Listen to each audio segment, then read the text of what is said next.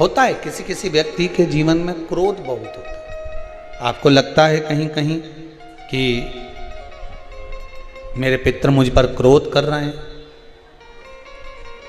आपको कभी कभी लगे कि मेरे ऊपर पितृ दोष लगा हुआ है या पितरों का श्राप लगा हुआ है, या हमारे यहाँ पर लोग अधोगति में ज़्यादा मर जाते हैं, हमारे यहाँ ये काम ज़्यादा हो जाता है। तो निवेदन है, श्राद्ध पक्ष चल रहा है, प्रयास करिएगा। एक चावल की कटोरी में, कटोरी के अंदर थोड़ा सा चावल रख लीजिए कच्चा। उस चावल की कटोरी में एक बेलपत्र, थोड़ी सी दुर्वा बांधकर पानी का मटका, परिंडा या जहां अपना रसोई घर में जल रखते हो, उस कटोरी को वहां पर 2 दिन 3 दिन तक रख दो। वैसे तो 16 दिन रखो ज़्यादा अच्छा था, पर जो दिन अपने को मालूम है 2-3 दिन उसको रख दीजिए। घी का दिया लगाइए। 3 दिन के बाद में उस दुर्वा को, उस बेलपत्र को शिव बाबा को ले जाकर समर्पित कर दो।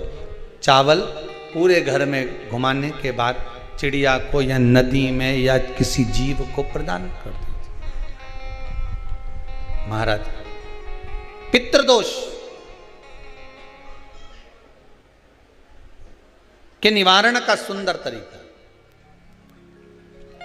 कल आपको कथा में कहा था, अगर हम ब्राह्मण को भोजन नहीं करा पा रहे, गौ माता को भोजन नहीं दे पा रहे, श्वान को, कुत्ते को भोजन नहीं दे पा रहे, कौवे को भोजन नहीं दे पा रहे हैं, किसी कारणवश हम श्राद्ध नहीं कर पा रहे हैं, किसी कारणवश हम पूर्वजों को नहीं मना पा रहे हैं, ऐसा कोई घर नहीं जिसके घर के पितृ श्राद्ध पक्ष में पृथ्वी पर नहीं आते। तुम पूछो मत पूछो, तुम्हारे घर के पूर्वज तुम्हारे यहाँ जरूर आते। दरवाजे पर आकर खड़े होते हैं पितृ, दरवाजे पर आकर हमारे घर के पितृ खड़े होते हैं, स्मरण करते हैं कि हमको यहाँ से कुछ भाग प्राप्त होगा, कुछ मिल जाएगा, कुछ प्राप्ति हो जाएगी। सम्मुख में आकर खड़े होते हैं।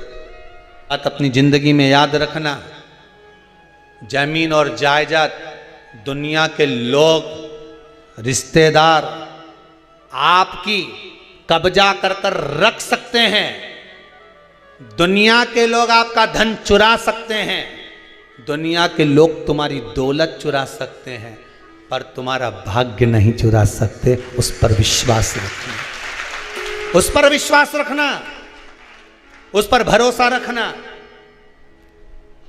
ले ले जमीन, ले ले तो कितना लेगा, कितनी रजिस्ट्री कराएगा, कितना पैसा इकट्ठा करेगा, कर ले, ले जा।